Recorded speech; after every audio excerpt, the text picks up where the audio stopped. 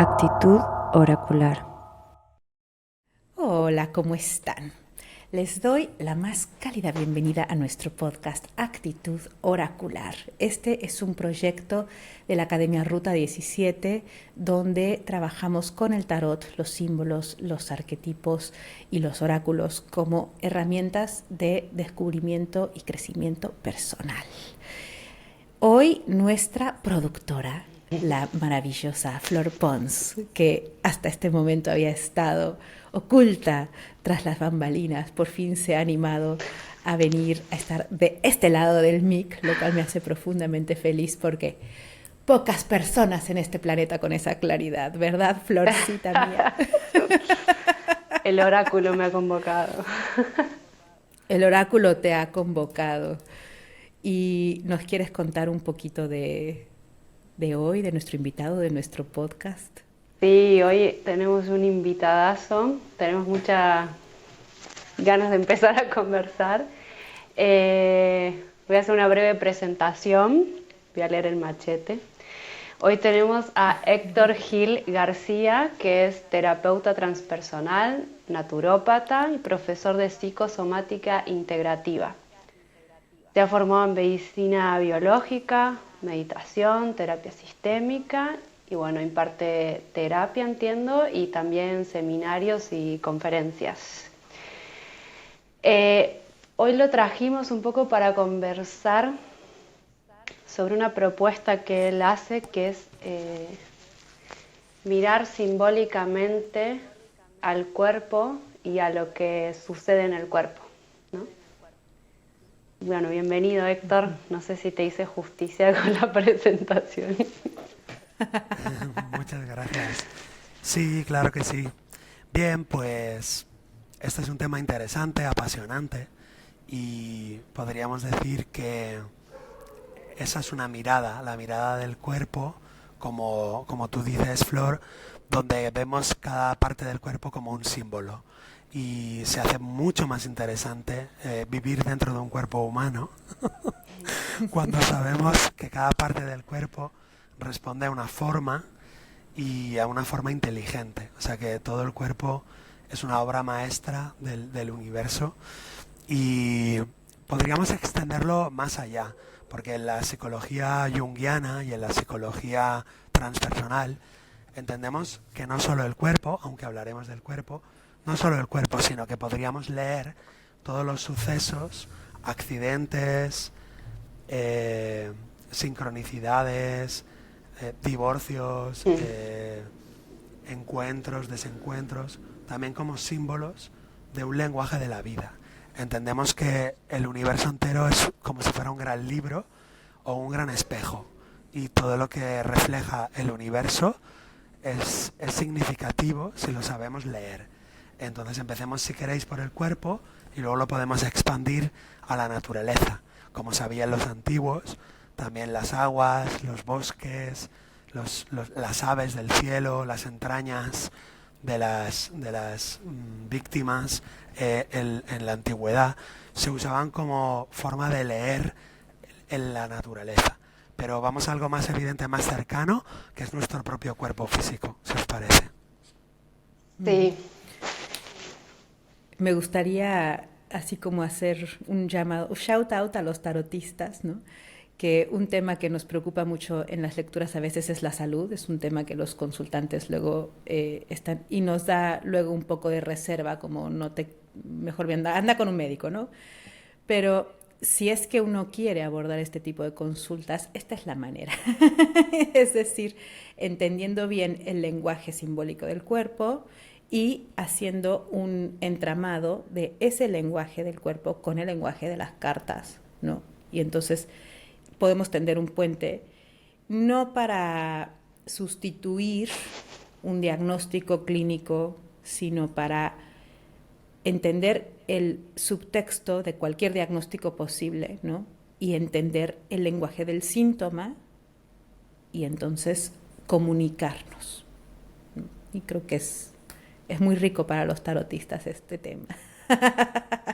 Sí, también. Pensaba en preguntarte un poco como, Bueno, en una charla escuché que decías esto de, no sé si ya voy muy a saco, pero que los pies simbolizaban a la madre, creo, la cabeza al padre. Entonces, si pudieras darnos unas pistas, ¿no? De cómo empezar a percibir o a tener un poco de ese código.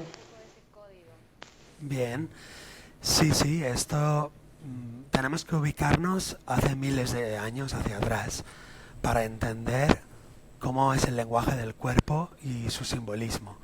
Imaginemos que vivimos en unas cuevas, porque la humanidad, digamos, según dicen, lleva millones de años sobre el planeta y muy pocos años, digamos, viviendo en ciudades, con semáforos, con carreteras, con electricidad. Por tanto, la mayoría del tiempo de la humanidad hemos vivido recolectando frutos, cosechando cosas simples. Entonces hemos de colocarnos en esa situación. Y ahí podemos entender más y colocarnos en una lectura del cuerpo. Aquello que toca el cuerpo con el suelo nutricio son los pies. Por lo tanto, los pies son mamá. Aquello que conecta al ser humano con el cielo es la cabeza. Por lo tanto, la cabeza es papá. Aquello que conecta a un ser humano con otro que está a su lado son los brazos, especialmente el codo. Por ejemplo, el codo, cuando lo usamos para golpear y para apartar a alguien. Por eso los conflictos de competencia se van a somatizar en los codos. Los tenistas, por ejemplo, cuando tienen una final muy competida, donde no están seguros si van a ganar o no, hacen la tendinitis del tenista, que es en el codo. Y así, cada parte del cuerpo tiene un significado desde hace miles de años que luego lo vamos a aplicar en psicosomática. Por ejemplo, el olfato y la nariz se relaciona con algo que tenemos que oler para protegernos, por ejemplo, de la comida en mal estado. Así pues, cuando hay una rinitis alérgica, por ejemplo, entendemos que se corta el sentido del olfato. Por lo tanto, tenemos un conflicto de estrés con relación a algo que estamos oliendo que nos da miedo o nos causa estrés. Como no lo resolvemos de manera fehaciente, consciente, el cuerpo reacciona cortando un síntoma para eliminar el estrés. Entendemos que a nivel biológico el cerebro lo que quiere es sobrevivir. Entonces es capaz de cortar una parte del cuerpo o quitarle sensibilidad a un órgano con tal de sobrevivir. Entendemos que también el cerebro puede estar sobrecargado con un estrés durante unos 2 minutos más o menos. O sea, si tú vas por la selva con una lanza y te aparece un león, tú puedes estar 2 minutos delante del león, pero a partir de 3, 4, 5 minutos el estrés es tan grande que moriríamos de agotamiento. Por eso hay 2 soluciones biológicas, que es atacar o huir. Pero no te puedes quedar ahí delante del león sin hacer una de las 2 cosas, atacar o huir. Por lo tanto, el cerebro lo que quiere es sobrevivir a cualquier precio para que la especie no se extinga. Y por lo tanto, los síntomas físicos son somatizaciones de estreses. Por eso se dice que las emociones fuertes, cuando no se gestionan bien, se convierten en síntomas y por lo tanto los órganos del cuerpo expresan síntomas de estreses que no hemos podido resolver a nivel mental. ¿Cuál es el problema? Que el ser humano tiene una mente simbólica y una mente compleja. Digamos que un chimpancé se encuentra con un león cuando va a beber agua, se encuentra con un león, siente mucho miedo y o ataca o sale corriendo. Pero el ser humano, aun cuando salga corriendo, es capaz de recordar al león, pensar lo mal que lo pasó, y por eso encontramos que el estrés en los seres humanos se prolonga durante horas. Cuando el estrés se prolonga durante horas, el agotamiento inhibe el sistema inmune, inhibe el sistema digestivo, por eso el estrés empeora todas las enfermedades. Y bueno, volviendo al cuerpo, pues si nos vamos a la era de piedra, a la edad de piedra, veremos todo lo que significan los órganos, ¿no? Los dedos, el dedo para señalar y también para juzgar. Por eso cuando me hago una enfermedad en el dedo índice o me corto el dedo índice cortando pan y me lo corto, tengo un conflicto de haber juzgado a alguien o de querer juzgar a alguien. el dedo de la sexualidad, el dedo de los compromisos, el dedo de los secretos, que arquetípicamente tiene que ver con las palabras en voz baja, con los susurros, porque este dedo arquetípicamente hace miles de años sirve para limpiarse el oído. Y así todo, ¿no? La piel es como si fuera una ropa, una vestimenta.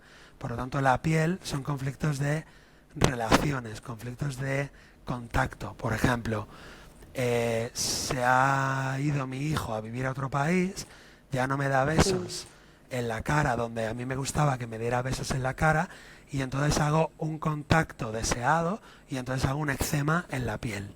Por lo tanto, todos los órganos del cuerpo son símbolos, son arquetipos también, son expresiones de lo que pasa en el alma, de lo que pasa en las, digamos, profundidades del alma.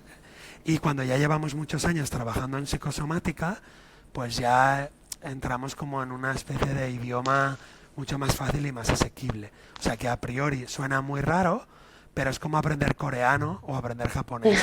Cuando ya llevas unos 2, 3, 4 años, sobre todo pues yo llevo 12 años en consulta privada, pues ya con 12 años y habiéndolo estudiado muchísimo, que además me encanta, empecé a estudiar hace más de 20 años la enfermedad como camino, los libros del Dr. Hammer, la psicosomática clínica humanista, la biodescodificación, la bioneuroemoción de Enrique Corbera. Entonces hay como muchas escuelas de psicosomática, muchísimas, y digamos lo que os estoy explicando es donde están todas en común, pero luego cada escuela hace sus estudios y sus análisis mucho más concretos. Por ejemplo, hasta el punto de decir que las células también responden a las emociones y a la mente. Quiero decir, por ejemplo, una mujer que hace un exceso de plaquetas, las plaquetas son células de la sangre que sirven para coagular la sangre, para que la sangre no se vaya.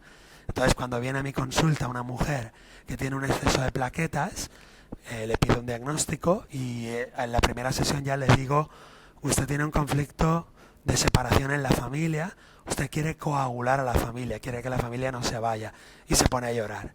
Y me dice, tengo a mi hija en Madrid, mi otra hija está en Barcelona viviendo y mi otra hija me acaba de decir que se va a vivir a Canadá con su marido.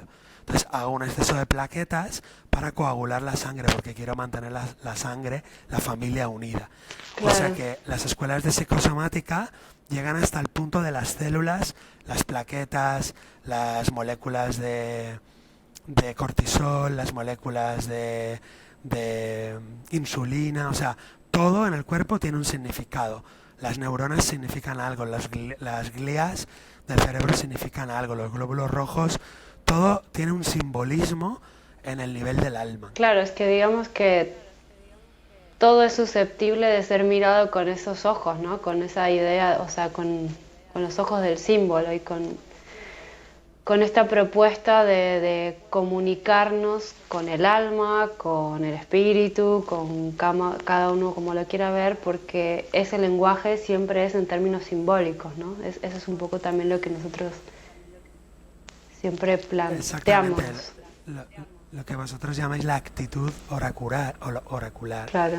Esa actitud oracular es fundamental. Esa actitud implica ver el mundo intermedio, es decir, no vemos solamente el mundo físico, ni vemos tampoco solamente el mundo espiritual de la unidad, sino el mundo intermedio es el mundo del alma del mundo, y el alma del mundo está llena de símbolos. La actitud oracular nos permite entrar en una especie de lectura o sobrelectura de lo que está pasando, y podemos ver un cuerpo físico, por ejemplo, con verrugas o con alopecia o con psoriasis, pero estamos viendo más allá de la parte física. Estamos viendo que el pelo en la cabeza sirve para proteger la cabeza. Claro. Y que si se ha caído el pelo, significa que no me ha servido el pelo para protegerme. Por eso se me ha caído el pelo, para que nazca un nuevo pelo.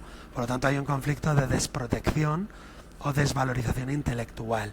Entonces, la actitud oracular implica, digamos, leer en lo invisible, y también leer lo que el Dr. Hammer llama el sentido biológico del síntoma, es decir, entender la significación y, digamos, la finalidad que tiene cada cosa. Claro. Sería como entrar en una habitación y no solo ver la tetera, el vaso, la libreta, la mesa, sino entrar en una habitación y ver para qué sirve una mesa, para qué sirve una libreta, para qué sirve una máquina de escribir.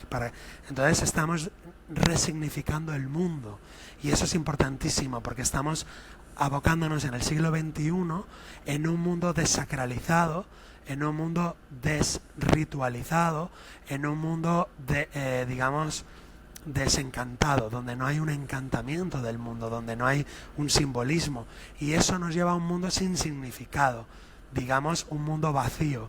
Y resignificar el mundo con la mirada oracular o la actitud oracular es sumamente importante. Ahora bien, esa actitud hay que cultivarla, hay que practicarla, y se requieren una serie de cualidades. Claro. Por ejemplo, una cualidad sería la mirada inocente, es decir, la inocencia de no juzgar, la inocencia del principiante, de mirar esa psoriasis o esa alopecia o mirar esa tendinitis sin juzgar ni a la persona que lo está padeciendo ni a la persona que lo causó.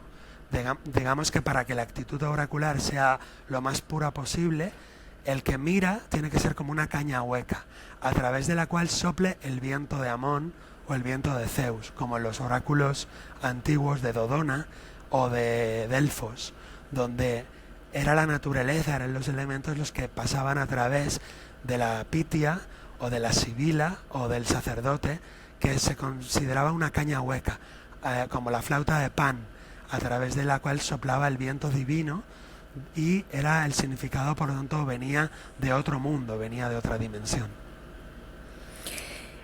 Te quiero hacer una pregunta.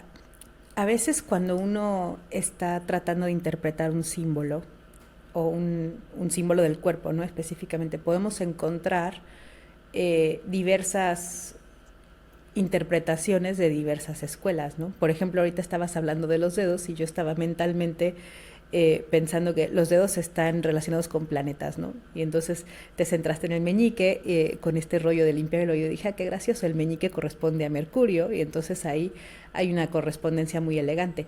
Pero no siempre se presenta esa elegancia, ¿no? A veces distintas escuelas se van por distintos caminos, y uno puede ver los dos y decir, pues los dos están buenos, ¿no? O sea, tienen lo suyo. Y para mí, que me dedico a esto, ha sido como un trabajo grande de mi vida, buscar siempre como la reconciliación, o cuando encuentro símbolos contradictorios, para mí son una oportunidad de contemplarlos, a ver a dónde me llevan, ¿no? Pero quería ver cómo sueles manejar eso tú en tu práctica. Sí, qué bueno. A veces las interpretaciones van cada una por un camino y dices, no veo ninguna relación. Pero normalmente nos falta cultura. Si adquirimos más cultura y aprendemos los mitos antiguos, descubriremos que eso que parecía que era diferente, en el fondo se tocan y sí que tienen una relación. Por ejemplo, Mercurio también representa el dios de los ladrones, el dios del comercio, el dios de la comunicación, que comunica los mensajes. Entonces tiene lógica que el meñique tenga que ver con el oído y que tenga que ver con los secretos, y que de alguna manera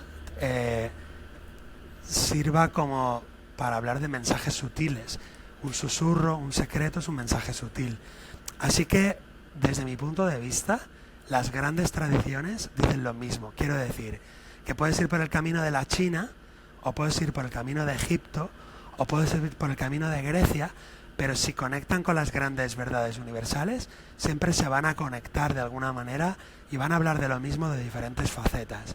Y si no encaja para nada con las interpretaciones normales, no pasa nada, lo dejo en suspenso y lo dejo ahí como en barbecho, en remojo, y a veces sucede que a lo mejor un año después pues me entero, yo que sé, que en México el dios de la lluvia pues utiliza el dedo meñique para no sé qué, y ahí me da la respuesta. O sea que no me importa, no me hace sufrir eso, porque en general las grandes culturas coinciden mucho, y en la psicosomática además, digamos que al principio era un poco, digamos en los años 50, 60, era un poco más aleatorio, como cabeza es papá, pies es mamá, era como un poco más una psicosomática, ¿cómo te diría yo? Más naif, más infantil, un poco, si quieres, nueva era, en el peor sentido, ¿no? Pero la psicosomática avanzó mucho y en los años 80, 90 aparece la figura gigantesca del Dr. Hammer, donde él descubre haciéndole fotografías al cerebro de miles y miles de pacientes. Él era oncólogo en 3 hospitales, jefe de oncología en 3 hospitales de Alemania, y entonces él hace fotografías del cerebro a todos los que tienen cáncer de estómago, hace fotografías a todos los que tienen cáncer de hígado, a todos los que tienen cáncer de riñón, y va haciendo un mapa del cerebro y va colocando en el cerebro unos relés o unos focos. En cada zona del cerebro se rige un órgano y hace una especie de tabla matemática donde cada órgano del cuerpo, de todo el cuerpo, se corresponde con una parte del cerebro, y a su vez cada parte del cuerpo se corresponde con el cerebro, y cada parte del cerebro se corresponde con un conflicto emocional, y cada conflicto emocional se corresponde con una capa embrionaria. O sea que él estudia embriología, estudia neurociencia, y ahora la psicosomática en el siglo XXI es algo súper preciso, no hay que adivinar nada. Pasa Solo que hay que estudiar un poco. ahí también se terminó, porque Hammer no era tan esto significa esto. O sea, sus discípulos terminaron rigidizando un código, ¿no? Una mirada simbólica. Y un poco también nos pasa a nosotros en el tarot, y muchas veces debatimos eso en la escuela, ¿no? De que se terminan haciendo esta cosa de las palabras claves, sí, o cosas como, bueno, tal arcano, el mago, que lo nombramos, significa X cosa y solo X cosa, ¿no? Sí. Y esta cosa de la rigidez del código también termina siendo una Sí, puede ser una cárcel, se puede convertir en una termina cárcel. siendo contrario Y no sé- a la actitud oracular, ¿no? Que es esto de Exacto. estar siempre abierto a la pregunta. O sea, hay un lineamiento, la cabeza no corresponde a cualquier otra cosa, tiene unos límites, pero también tiene cierta amplitud, ¿no? Exactamente, por eso se ha de combinar la ciencia con el arte. Claro. Hay una parte de ciencia y hay una parte de arte, de inspiración y de flexibilidad y de cosa inusitada. La ciencia sería la estructura. Necesitamos una estructura para construir un edificio, con vigas, con suelos, con cargas, con contrapesos, con una ciencia. Pero luego necesitamos habitarlo con vida, que es flexible, que es inesperada y que a veces es incontrolable. Las dos actitudes o las dos, digamos, alas se necesitan para volar. Por ejemplo, cuando Hammer decía el cáncer de mama se corresponde con un conflicto de protección, no puedo proteger a mi hijo, que es un bebé que se está muriendo o que es un bebé que tiene una enfermedad grave, y hago un cáncer de mama, siempre se solía decir, mama izquierda, no puedo proteger a mi hijo, conflicto de protección. Pero luego descubrimos que la mujer no tiene hijos, que la mujer no tiene perros ni mascotas, y decimos, ¿cómo puede ¿Qué ser? pasó? Entonces, ¿qué pasó aquí? Y siempre solemos encontrar algo que para esa mujer simbólicamente es un hijo. Solemos encontrar, por ejemplo, en mi consulta encontré una mujer que su tienda de ropa era una tienda de ropa de bebés, se llamaba como ella. De manera que cuando ella tuvo que cerrar su negocio porque no lo pudo mantener a flote, se le murió el negocio, hizo un cáncer de mama. Entonces no era un hijo real, sino lo que llamamos un hijo simbólico. Claro. Y por eso hay que estar muy abierto, porque la cabeza es papá, pero puede ser otra cosa, puede ser el ayuntamiento, puede Claro. ser el gobierno, puede ser el juez, puede ser mi jefe en el trabajo, puede ser incluso algo que todavía no hemos descubierto en la casuística, pero que también puede simbolizar papá o puede simbolizar cabeza. Incluso puede haber inversiones psíquicas, donde papá es mamá y mamá es papá, o incluso puede haber intercambios culturales, donde en otro lugar del planeta, por ejemplo, el sol es femenino y la luna es masculino, por ejemplo en Japón. En Japón el sol... En el norte, los nórdicos también. Exacto, o por ejemplo en el mundo islámico si no me equivoco, la luna es masculino y el sol es femenino, con lo cual es complejo. La interpretación, por lo tanto, requiere ver el punto en el tiempo y en el espacio y en el nivel en el cual estamos leyendo ese punto del universo. Y la persona, ¿no? Que también, ajá, Exacto. pero creo que estas como vueltas que se dan donde de repente papá es mamá, ¿no? O el sol es el femenino y como que se invierte, ¿no? Es un poco como nuestro ADN que hace esa hélice, ¿no? Que está siempre girando, girando, girando, hasta nuestros hemisferios, ¿no? El hemisferio izquierdo controla el lado derecho del cuerpo, es como que todo está cruzado, porque si no estuviera cruzado no habría misterio. Todo sería un carril recto y no habría lugar a la confusión, a la ambigüedad, al caos, ¿no? Y entonces todo sería diccionario, todo sería un código fijo, hiperrígido y no habría duda. Y la duda es la semilla del oráculo, ¿no? Entonces creo que es como muy importante y por eso para mí los momentos más ricos del trabajo con los símbolos es precisamente cuando dices, ok, para todo mundo es como mamá tierra, papá cielo, y luego llegan los egipcios y te dicen, no, mamá cielo, papá tierra, y tú así de... ¿Y cuál es cuál? A ver, ¿qué onda, no?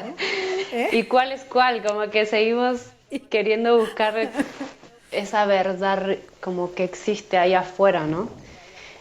Y una cosa que habíamos conversado con Euge, preparándonos para esta charla, era cómo también entra, más allá de los significados universales o culturales, ¿no? De estos símbolos o arquetipos, está el significado de la persona, ¿no? Entonces parte de ir entablando ese lenguaje simbólico es cómo significa esa persona, eso que más o menos por ahí tira, ¿no? Claro, esto es muy interesante lo que dices, Flor. Es similar a la interpretación de los sueños. Claro. Cuando hacemos interpretación de los sueños, pongamos un ejemplo para que la gente nos comprenda, ¿no? Imaginaros una persona normal y corriente que sueña con una serpiente en su habitación.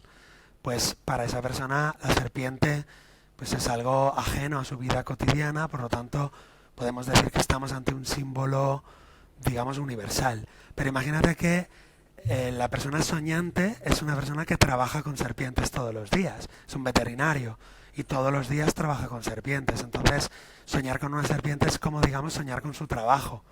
No tiene, por lo tanto, la connotación de un elemento tan especial y tan extraño, tan exótico como para una persona normal que nunca toca, nunca ve y nunca está cerca de una serpiente.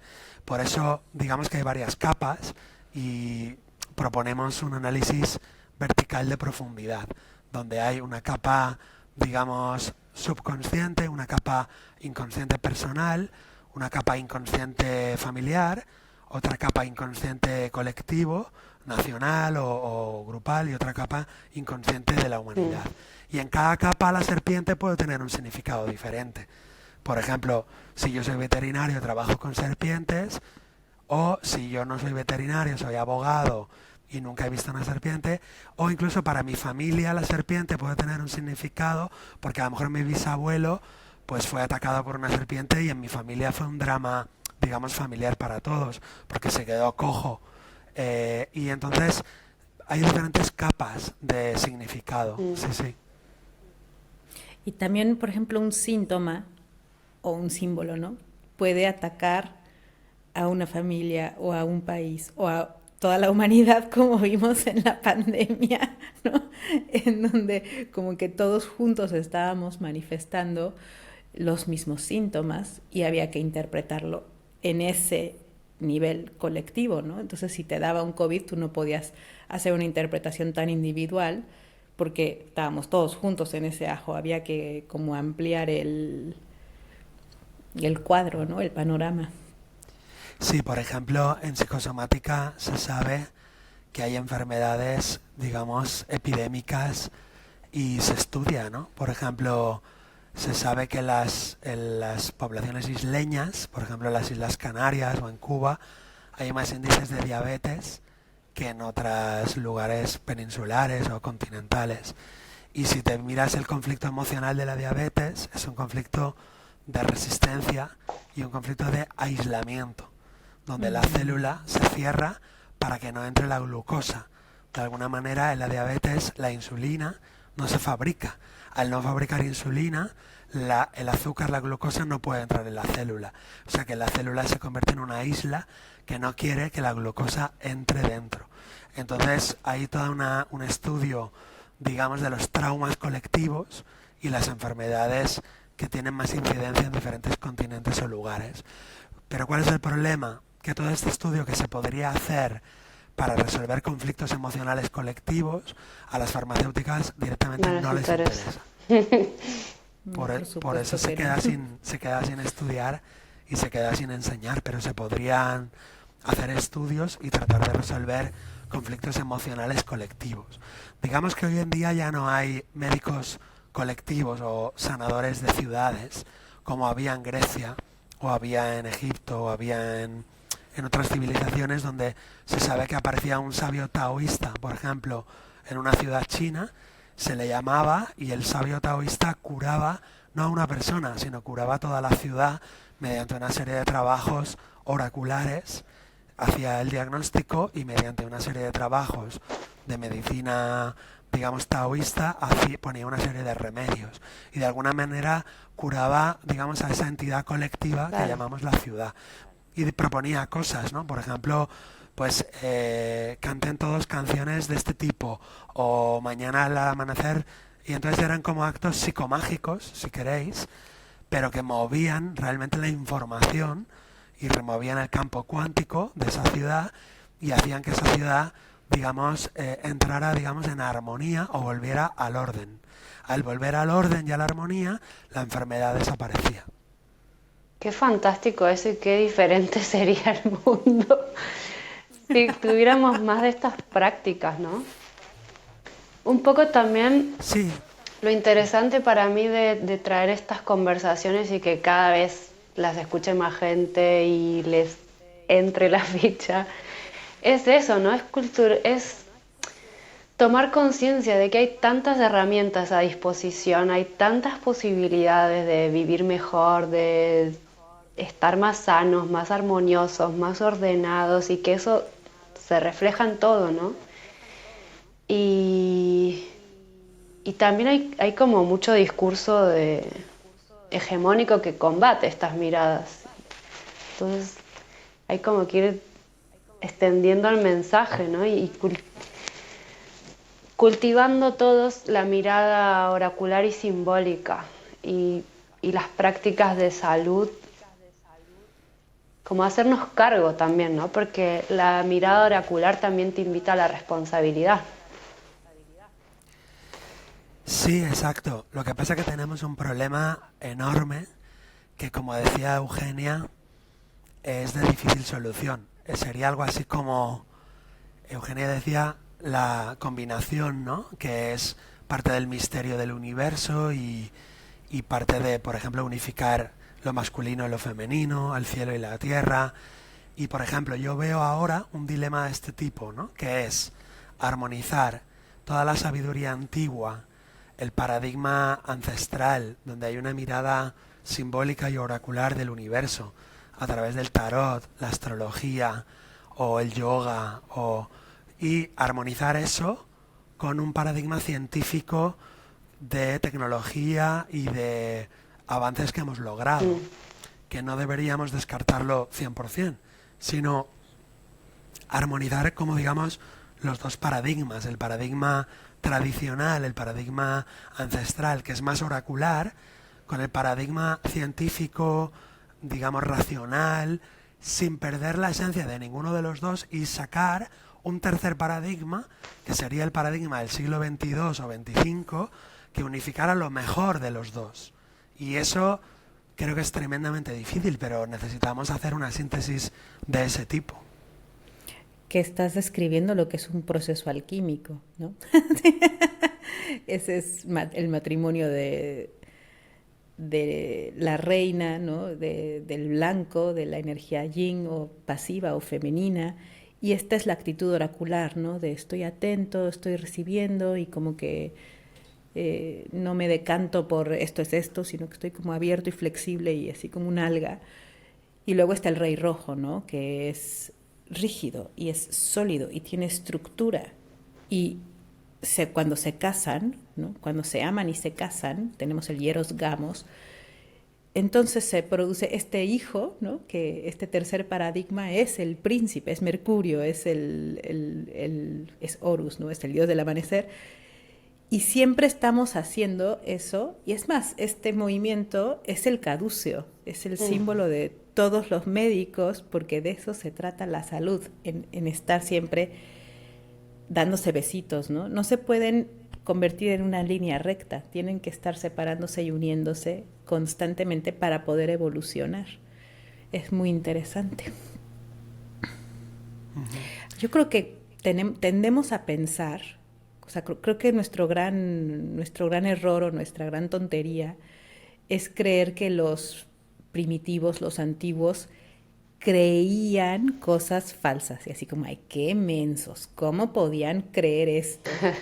Y es como, no, los mensos somos nosotros, ellos sabían. Y nosotros como que descartamos un montón de cosas que no nos caben en el dedalcito chiquitito que tenemos de cosas que son comprobables y súper medibles y objetivas y frías. Y lo que no cabe ahí lo juzgamos como que no tiene ningún valor. Y es como, a ver, espérate, que no quepa ahí no quiere decir que no sirva para nada, ¿no? Y también veo con bastante alegría que cada vez más estamos volviendo, ¿no? Como volviendo a decir, ay, tal vez tenían razón esos que pensé que eran tan mensos.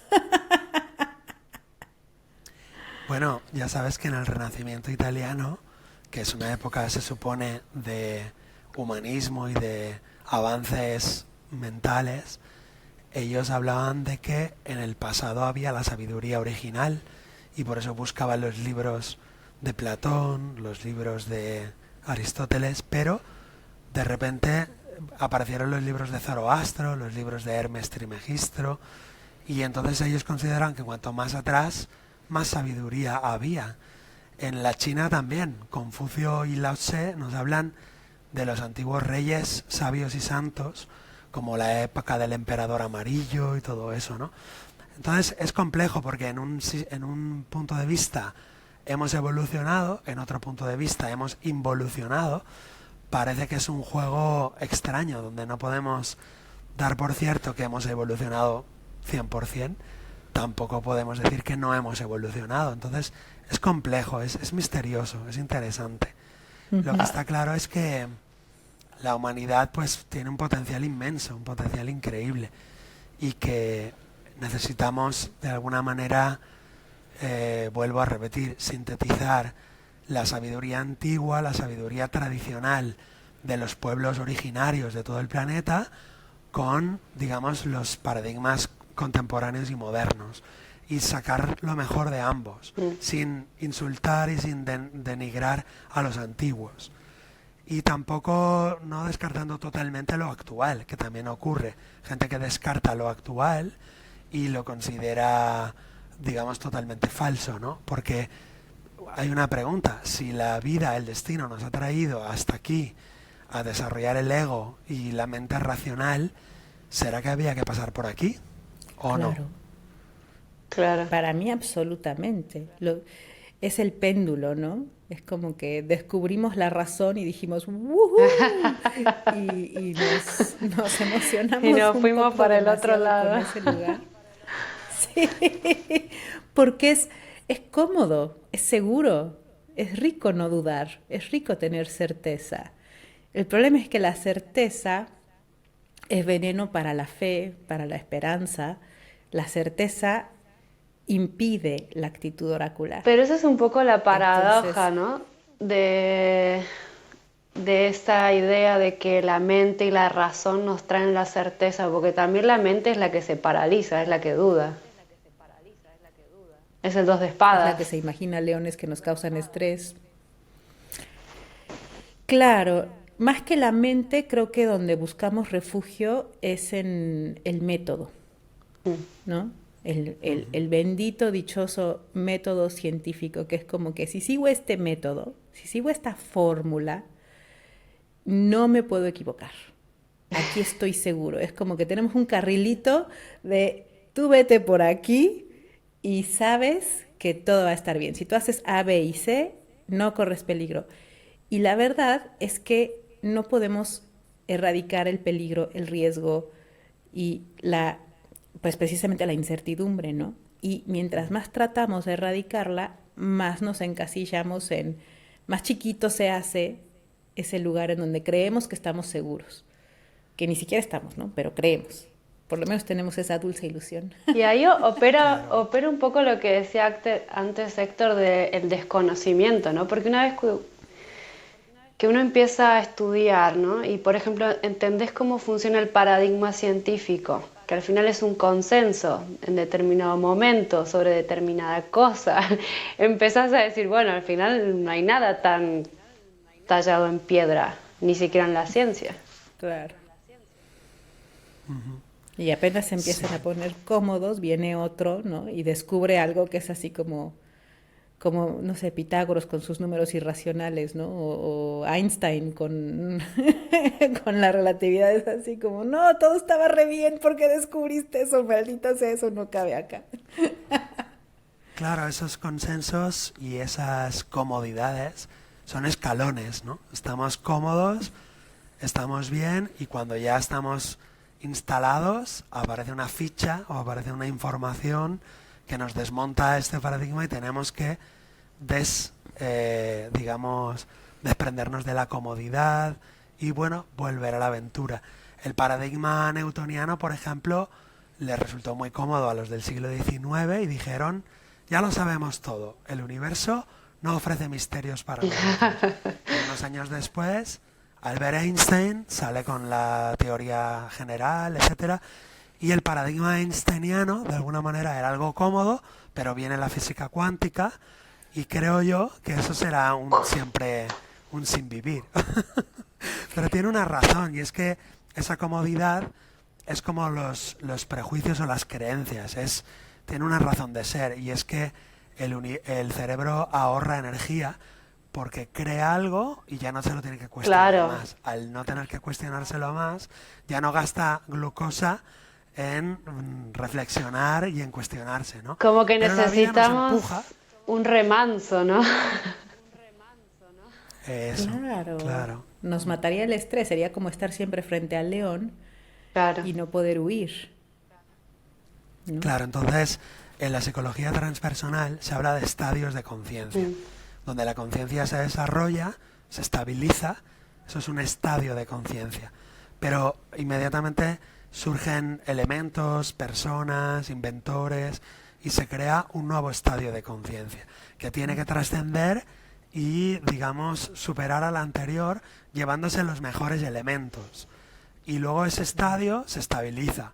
Y enseguida, cuando ya la estabilidad es demasiada estabilidad, aparece otro elemento. Y eso sería el desarrollo de la conciencia de los seres inconscientes hasta los seres supraconscientes, que serían los dioses. Y los humanos estamos entre medio, entre los seres inconscientes, como los animales o los vegetales o las piedras, y los seres supraconscientes, como serían, qué sé yo, los ángeles, los dioses, los serafines.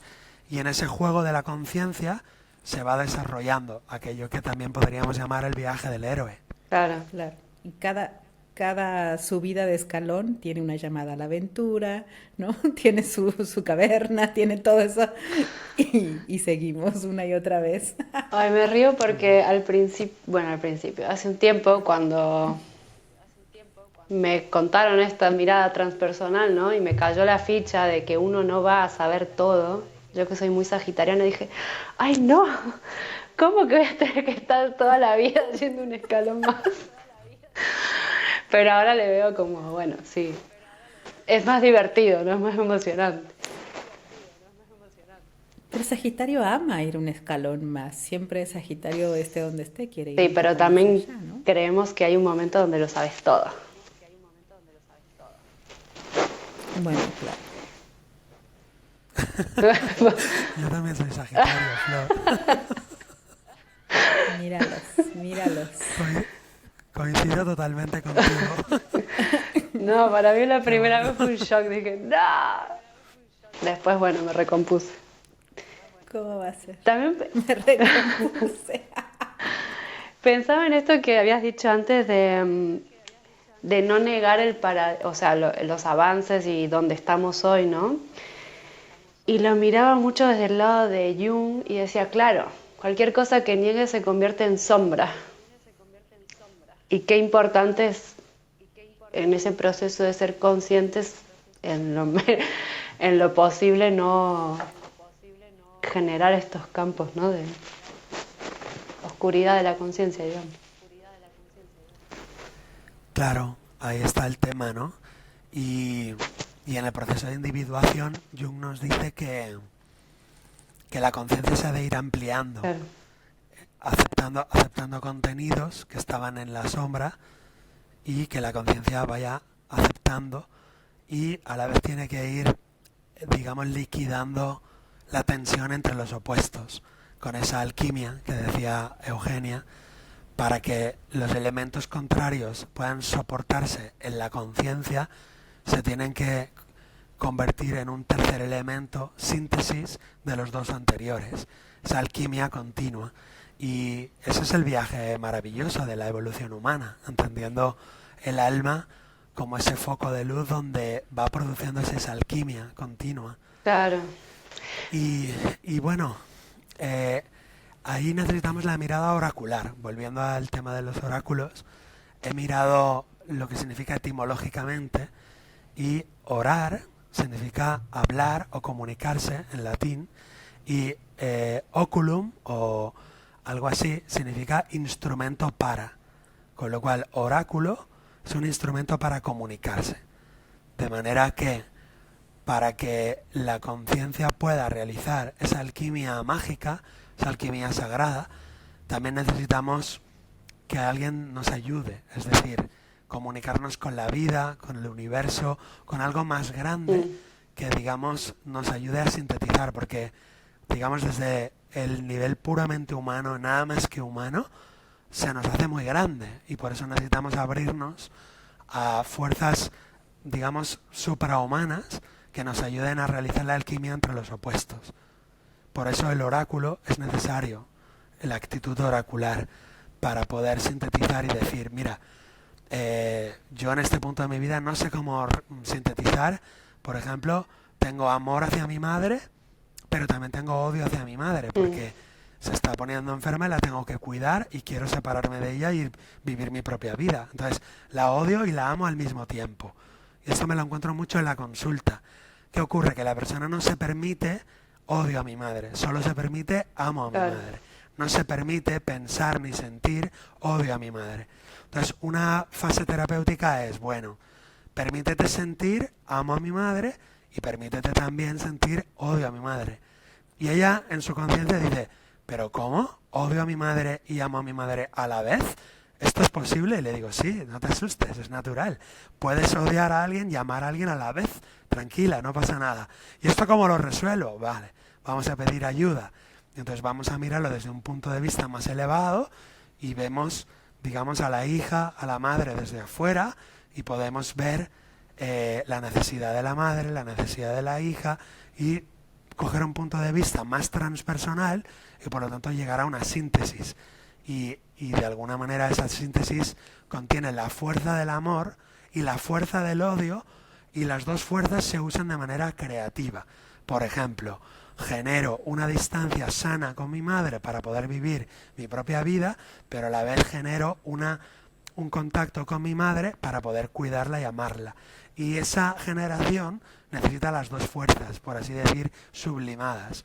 El odio puro no, porque es destructivo, pero el odio sublimado y el amor sublimado se convierten en una fuerza, digamos, constructiva. Una fuerza sería ese tercer elemento, como decía Eugenia, ese Horus, que sería un elemento mercurial, que encuentra equilibrios donde antes había desequilibrios y patologías.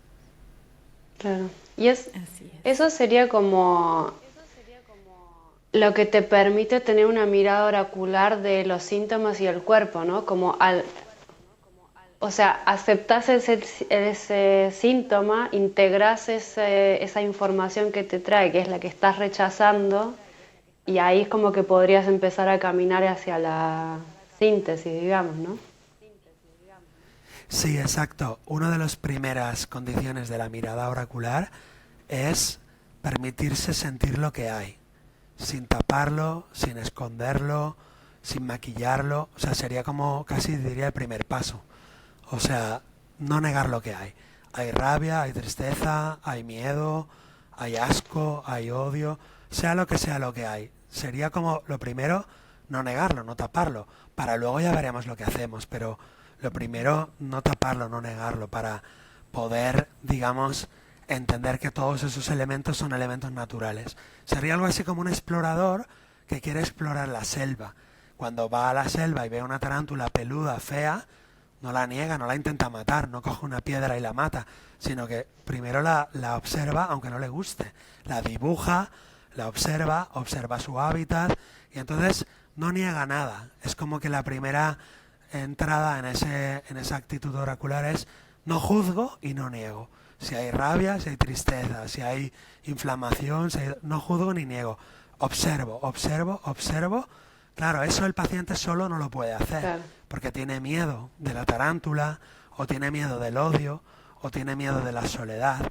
Para eso está, digamos, el guía o el Sherpa que le lleva al explorador, digamos, inglés, le lleva por el Amazonas. Entonces el guía le dice al explorador inglés, no tengas miedo, tú sígueme y pisa donde yo piso, no pises en otro lugar. Entonces el terapeuta es como el Sherpa o el guía de la selva, que sabe pisar por la selva sin hacer daño a ningún animal y sin juzgar a ningún animal, sea bello, agradable o peligroso, venenoso o desagradable. Y el guía inglés, que es ajeno a esa selva, pero que quiere descubrir, pues tiene que seguir y pisar donde él pisa, en ningún otro lugar. Y no ha de tocar nada todavía, Digamos porque todavía que no está entrenado. te lleva en el viaje, en el terapeuta, ¿no? Y eso es algo que también se ha perdido bueno, no sé si durante mucho tiempo se ha perdido como en la mirada hegemónica, ¿no? Porque pienso en la medicina alopática más tradicionales, ni te explican, ni te llevan, ni te nada. Es, pum, te pasó esto, te tiran ahí el bodoque y tenés que hacer esto y chau, a tu casa. Y muchas veces ni siquiera Claro, te en la dicen mirada, qué te claro, pasa, qué. claro. La mirada hegemónica, como tú le llamas, Flor, yo le llamo el mundo industrial Mm, o el paradigma industrial materialista. Entonces, fíjate que al ser industrial, le llamamos sociedades industriales en antropología, porque la mirada industrial, el paradigma industrial es fabricar, producir, fabricar, producir. Que hay un dolor, hay un problema, disparamos o matamos o extirpamos y seguimos produciendo, fabricando. Entonces, claro, la idea de acompañamiento en un mundo industrial no tiene cabida. La idea de interpretación del símbolo en la mirada industrial tampoco tiene cabida. La idea de observación sin juicio y sin participar, solo observar neutralmente, no cabe en el paradigma industrial. Es una pérdida de tiempo. Y en el paradigma industrial el tiempo es oro. Pensar que del siglo XVII, XVIII, XIX, en los relojes empiezan a marcar el tiempo. El tiempo en Occidente es un tiempo profano, donde todo va hacia adelante y todo gasta dinero o todo vale dinero. En el paradigma de un acompañante, de un terapeuta, de un oráculo, de un maestro y un discípulo sentados a la sombra de una palmera, en los paradigmas preindustriales el tiempo funciona de otra manera. Incluso hay tiempos circulares y hay tiempos sagrados que son diferentes a los tiempos profanos. Por ejemplo, puede sonar una campana o puede sonar un gong y el tiempo a partir de ahí es un tiempo sagrado. Y hasta que no vuelva a sonar el gong o la campana, ese tiempo es un tiempo sagrado. Es como entrar en un templo y hasta que no vuelva a sonar el gong, ese tiempo es un tiempo sagrado. Por lo tanto, había tiempos y espacios sagrados que se diferenciaban de tiempos y espacios no sagrados, profanos, que significa profanus, delante del templo, o sea, fuera del templo.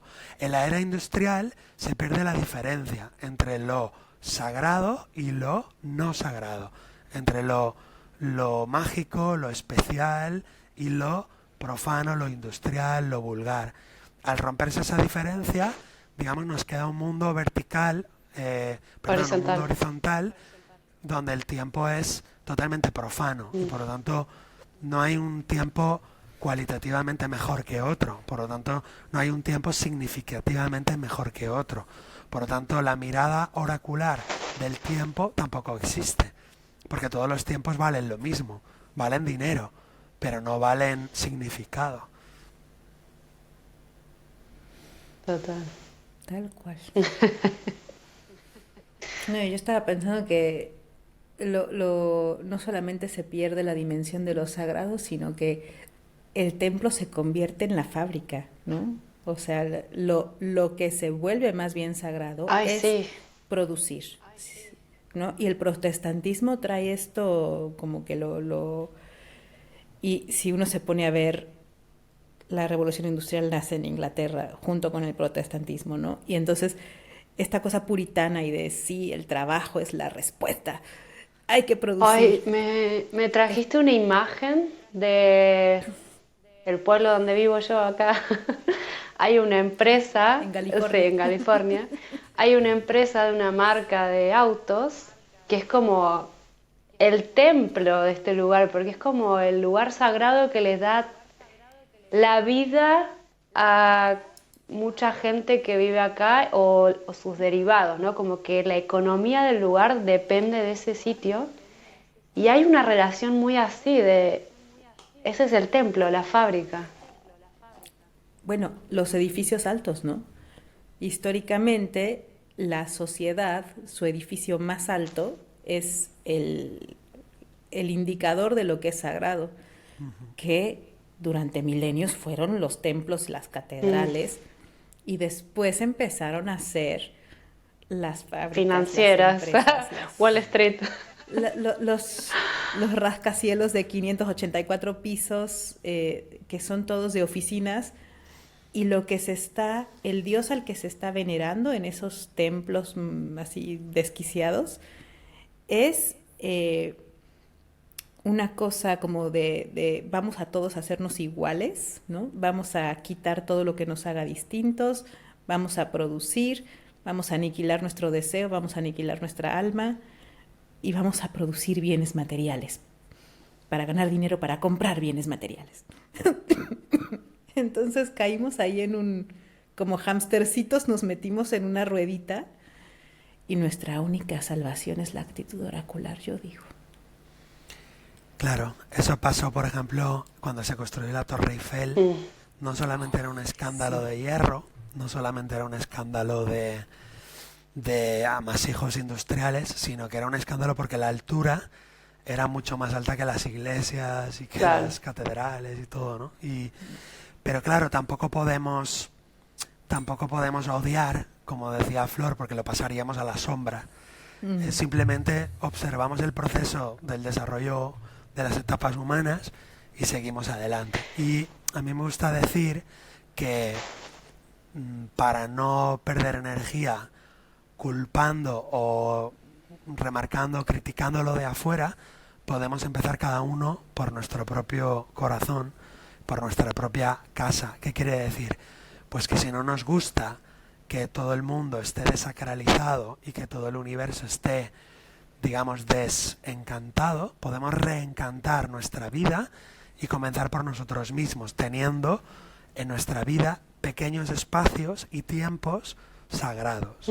De manera que si cada persona en el planeta tiene su pequeño espacio, su pequeño tiempo sagrado en su casa, en su habitación, en su mañana al despertar, pues va introduciendo ese elemento sagrado que es diferente del resto del tiempo del día, y en la medida en la que muchos seres humanos quieran reencantar el mundo y volver a una actitud oracular de su vida, pues también en esa misma medida muchos millones de seres humanos irán volviendo a eso. De manera que logremos una síntesis entre las sociedades preindustriales y las sociedades industriales, obteniendo alquímicamente lo mejor de ambas, que sería aquello que hablábamos antes del siglo XXII o del siglo XXV o lo que sea. Y alguien me dirá, bueno, pero eso es muy utópico o eso está de aquí a muchos siglos, a mí eso no me interesa, no me importa, da igual, tú en pequeño, en tu vida pequeña, en tu vida particular, lo puedes hacer. Tú puedes tener tu tiempo y tu espacio sagrado y darle la importancia con la intención. Y en ese tiempo y espacio sagrado se desarrolla tu actitud oracular, se desarrolla tu sensibilidad oracular y tu intuición oracular. De manera que tú mismo, tú misma, en medio de un mundo industrial, puedes vivir de otra manera. Eso nadie te lo impide. Me encanta eso que dices, porque a veces nos concentramos tanto en salvar a todo el mundo que perdemos la noción de cómo yo estoy pasando cada día, de cómo, y digo, es que en el mundo ya no hay templos. No, ¿tienes altar en tu casa? No. ¿Por qué no? ¿No? Entonces, como que, y también es parte, volviendo a lo que decía Flor sobre la responsabilidad, es una maña, ¿eh? Porque entonces no me hago responsable. Si es todo el mundo, yo me puedo quejar, que siempre es muy agradable, y no tengo que hacerme cargo de nada. Pero si digo, bueno, se empieza por casa, ya me hice responsable y ya no me toca quejarme, sino hacer algo, ¿no? Crear algo y pensar en eso. Y eso creo que a veces le sacamos la vuelta y por eso es más fácil pensar en cuando se arregle el mundo y creo que hasta es más fácil pensar que el mundo se va a terminar antes de que lo podamos arreglar, ¿no? Entonces ya ni para qué nos molesta. Ya, es como una especie de... es como una especie de trampa. Te pones ahí un esfuerzo súper gigante y al final imposible, porque es imposible. Y al final te quedas ahí atrapado sin empezar el único cambio que podrías empezar, que es desde uno, desde donde está y en su vida. Y entendiendo esto, ¿no? Que uno al sintonizarse diferente, al actuar diferente, al comportarse diferente, va a ir... Es como el gong que dijo Héctor antes, es como suena algo y eso se expande, ¿no? Entonces yo emano también distinto y no voy a hacer que los demás cambien, pero bueno, voy a influir en esa vibración sí y en esa vas a hacer sintonía. que los demás cambien. Sí puedo como entrar en esa conversación, pero no voy a cambiar a nadie sin que el otro quiera ser cambiado, ¿no? No, pero cuando tú empiezas a... Yo, por ejemplo, un cambio que hice en mi vida que me pone muy feliz y orgullosa es que erradiqué los despertadores de mi hogar. Los considero objetos del mal. Entonces dije, yo no quiero esas cosas profanas en mi casa. Y nos funciona porque todos trabajamos de una forma muy... o sea, todos despertamos naturalmente cuando tenemos que despertar, pues, ¿no? Nuestro despertador es el solecito. Entonces, creamos eso porque estábamos en mi casa, que somos 3, somos poquitos, ¿no? Estábamos de acuerdo y lo instauramos. Pero hemos inspirado, o sea, cuando otras personas, yo les cuento cómo es mi mañana, que yo me levanto, primero me despierto, me levanto un poco después, ya tuve tiempo de procesar mis sueños, ¿no? De salir agradablemente de las aguas del sueño, me hago un desayunito, estoy ahí lo más calma. Y cuando otras personas ven eso, dicen, yo quiero eso, yo no los estoy cambiando, yo solo estoy disfrutando mi desayuno. Pero se propaga. Pero estás mostrando una posibilidad, digamos. Que muchas veces lo que perdemos es la capacidad de ver otras formas posibles de vivir, de actuar, de estar, ¿no?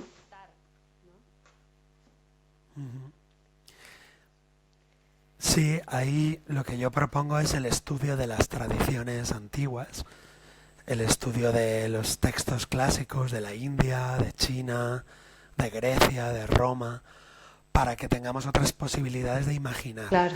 Imaginemos otras formas de hablar, otras formas de relacionarse entre los humanos, con la tierra, con los edificios, y que podamos visualizar un futuro un poco más armónico, un poco más bello. Porque es un poco lo que decía también antes Eugenia, es más fácil visualizar el fin del mundo, el caos, la guerra, la destrucción, Sí. porque es más fácil, nos quita responsabilidad de construir ese mundo que queremos. También porque ya está en el imaginario colectivo presente el fin del mundo, ¿eh? También Exacto. nos permiten imaginar más eso que Exacto. caminar hacia otro mundo posible más saludable, digamos.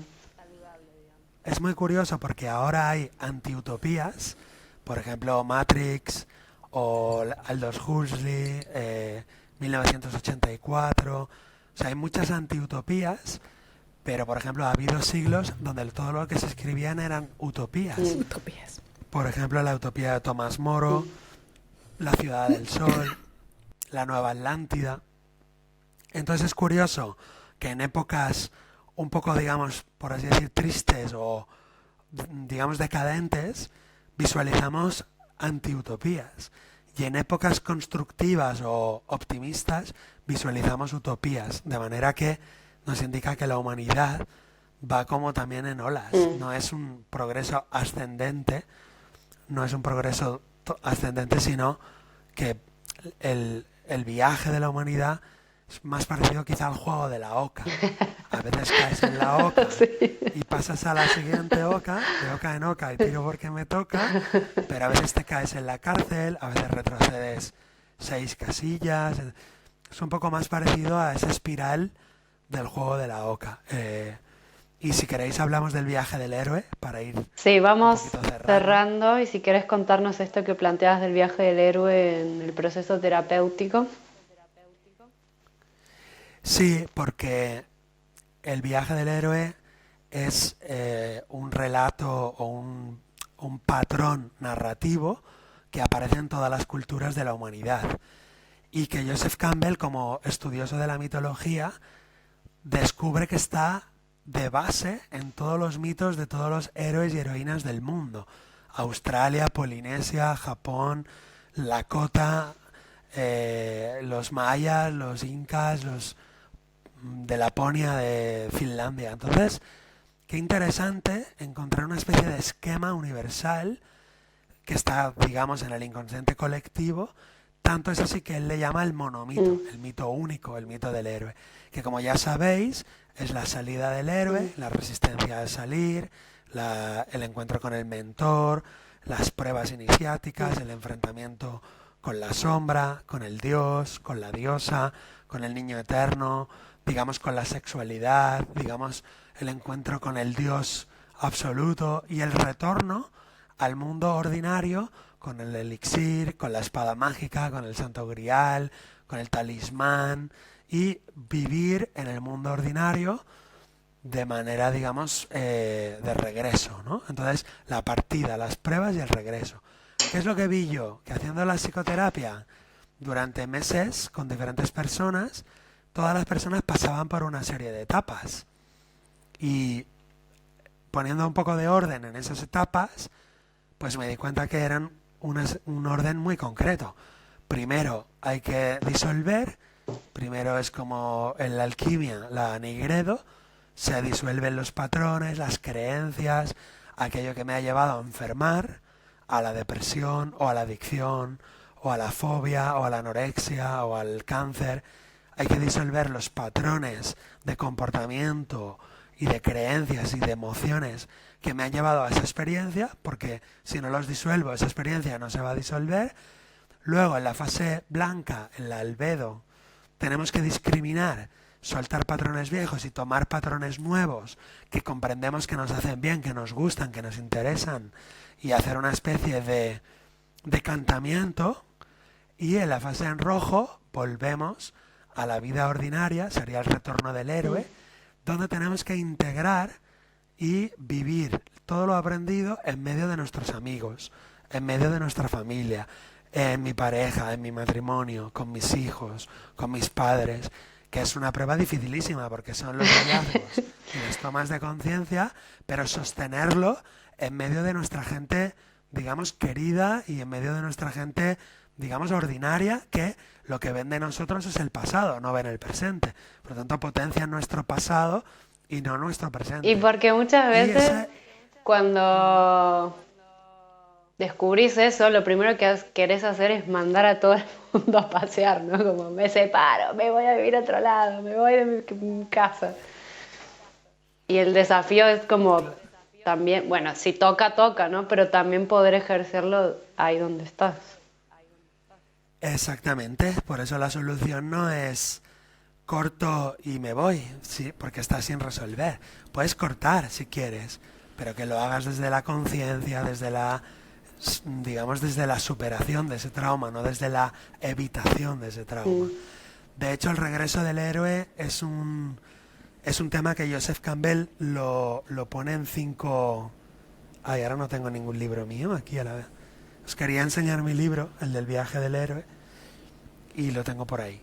Entonces, en el viaje del héroe, Joseph Campbell pone 5 pruebas, que es la negativa a regresar, no quiero volver, no quiero salir de ese mundo mágico, de ese mundo extraordinario.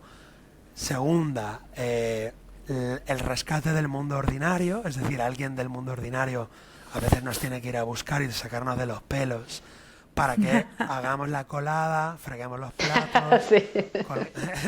o sea, fregamos y barremos el suelo.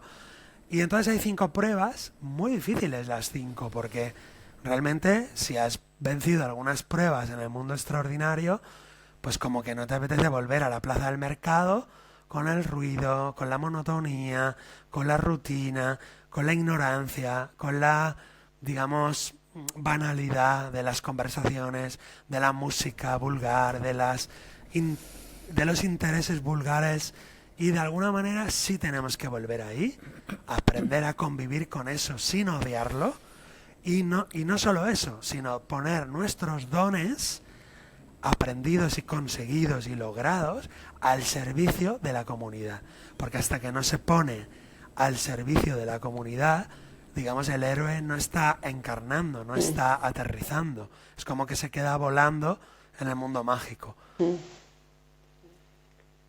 Que también la mirada, creo que la música, ¿no? La vulgaridad, estas cosas, si yo vengo de esa transformación, con mi mirada puedo transformar lo que estoy viendo, ¿no? Entonces también es un poco darme cuenta de que si no voy a volver al mismo mundo que dejé. La canción es la misma, pero yo la voy a oír bien distinta. Pero ¿cuál es el problema, Eugenia? Que volvemos al mundo, lo miramos con otros ojos y el mundo ordinario tiene algo de extraordinario, que está en nuestra mirada. Pero ¿cuál es el problema? Que el barco, cuando atraviesa el Atlántico, hace un surco muy grande con una espuma muy blanca, muy bonita, pero el mar tiene tendencia a volver a lo anterior. ¿Qué quiere decir eso? Que si no somos muy fuertes y no tenemos una conexión con el mundo extraordinario limpia, o sea, podemos perder la mirada oracular, podemos perder la mirada transpersonal y sin darnos cuenta nos vamos olvidando de esa canción sagrada y nos vamos, digamos, volviendo en seres profanos, hasta que volvemos al mismo punto. Eso ocurre, por ejemplo, en psicoterapia, cuando una persona ha dejado de, por ejemplo, de tomar alcohol, vuelve al mundo ordinario y poco a poco vuelve a tomar alcohol hasta que vuelve otra vez al alcoholismo. O una persona que se cura de un cáncer, hace toda la quimioterapia, hace todo un trabajo emocional, pero vuelve a su mundo ordinario, vuelve a estresarse por el mismo estrés que tenía hace 3 o 4 años y entonces le vuelve a salir el cáncer o le sale metástasis. Entonces eso significa que no hemos sido capaces de sostener, digamos, el milagro, no hemos sostenido la mirada oracular.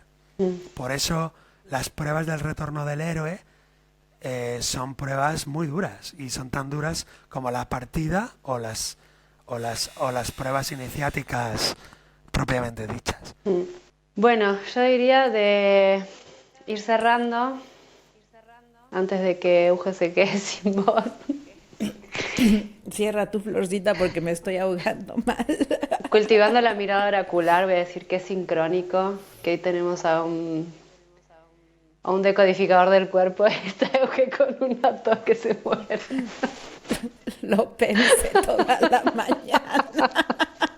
Y me porté bien, ¿eh? Me sorprendió mi capacidad de... Estuve casi todo el tiempo sin toser, pero ya me agarró.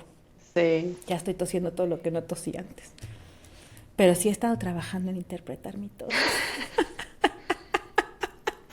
Ojalá. Bueno, aquel que quiera hacer una sesión de descodificación, hago sesiones online de 50 minutos y son sesiones online que hago con gente de todos los lugares del mundo que hablen castellano, y en una sesión se aprende mucho. La verdad que se pueden saber muchos síntomas, muchos significados, y siempre pongo deberes, pongo ejercicios para que la persona entre una sesión y la otra haga ciertas cartas de duelo, ciertas cartas de perdón, y es muy, muy liberador. Haga su trabajo, digamos. Ahora voy a tener que hacer eso.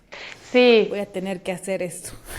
Eso que dijiste me dio pie a recordar que no te preguntamos al principio tus contactos, cómo la gente llega a vos y esas cositas. Sí, es muy fácil, Flor. Por mi página web, hectorgilgarcia.com. También tengo Facebook, Instagram, y a través de la página web podéis contactarme. Y bueno, pues ya os digo, las sesiones son de autoconocimiento, son muy incómodas en primer contacto, porque a uno no le gusta ver su propia sombra y uno tiene rechazo a ver su propia sombra, y entendemos que todo lo que aparece en el cuerpo en forma de síntoma pues es una expresión de la sombra personal. Y también hacemos el árbol transgeneracional, miramos las memorias del proyecto sentido de la infancia, las heridas del alma perinatales, que a veces condicionan mucho a la personalidad para siempre. Entonces hacemos un trabajo del árbol familiar, del embarazo, nuestros primeros años de vida, y luego los conflictos, digamos, coyunturales de nuestra vida actual. Si limpiamos bien toda la línea del tiempo, muchas enfermedades desaparecen y la gente dice, Héctor, esto es magia. Y yo les digo, no es magia. Esto es simplemente poner armonía y poner luz donde antes había obstáculos y había bloqueos. Ya. Tengo que decir que claramente me hicieron toser para que Héctor pudiera decir esto. Claro, te estoy oyendo hablar y digo, hoy, o sea, como que yo solita había llegado mucho a esos lugares que acabas de mencionar, pero no estaba pudiendo, ya llevo varios días con esto, ¿no? Y no estaba pudiendo, me falta el Sherpa, pues. Y creo que esto es algo bien importante, ¿no? Yo me dedico a esto, yo puedo hacer un análisis simbólico, pero nunca en mí, nunca en mí. Y no nada más es una cosa de actitud, sino también de tener un guía y de buscar esa guía, ¿no? Y pedir esa ayuda, que también es algo que no estamos muy acostumbrados a hacer. Es decir, ayúdame. Bueno, Héctor, ya te voy a escribir. Porque Bien, sí.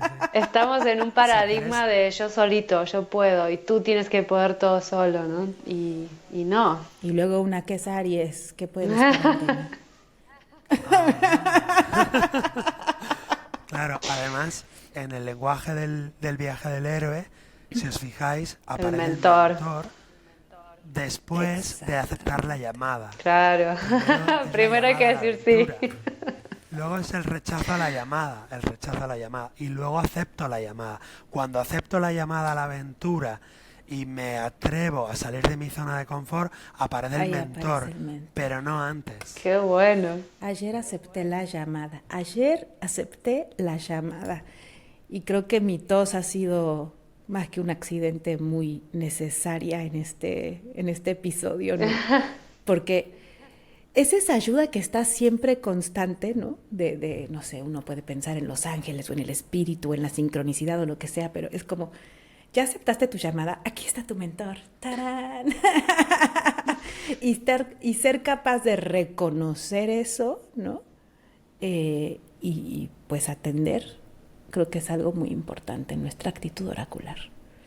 Bueno, chicos, Así que si se están ahogando, ya saben a quién contactar. Bueno, igual vamos a dejar la información de contacto ahí donde esté publicado el video y el audio y todo. Bueno, ha sido una charla muy interesante, muy rica, con mucho para aún despertar más todavía. Sí. Muchas gracias, Héctor, por aceptar nuestra invitación, por venir a conversar con nosotros. Ha sido un gustazo. Igualmente, un placer, Eugenia, Flor, y bueno, pues seguimos en contacto, que vaya muy bien vuestro canal, un saludo para todos los seguidores del canal y adelante, a seguir investigando y a seguir aprendiendo con ustedes. Hasta pronto. Chao, chao. gracias.